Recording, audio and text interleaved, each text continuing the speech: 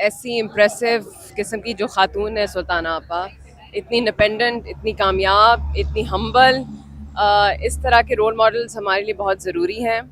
उन्होंने मुझे सबसे मेरा जो प्यारा तोहफ़ा है इस इंडस्ट्री में जो मुझे मिला है, जो काम मिला है, वो सुल्ताना आपा ने डायरेक्ट किया था, ज़िंदगी गुलजार है, आप सबको पता है। तो मेरा जो गिफ्ट इनसे है वो ये है, और मेरा जो उनका ताल्लुक़ है वो कुछ और है, क्योंकि वो मेरी डायरेक्टर रह चुकी हैं ड्रामों की। लेकिन मैं बहुत अपने आप को लकी फ़ील करती हूँ कि मैं उनके हाथ आई, अच्छा। और मैं उनकी स्टूडेंट बन सकी, और बड़ा हमारा गहरा रिश्ता है। मैं उनकी बहुत रिस्पेक्ट करती हूँ, I really look up to her.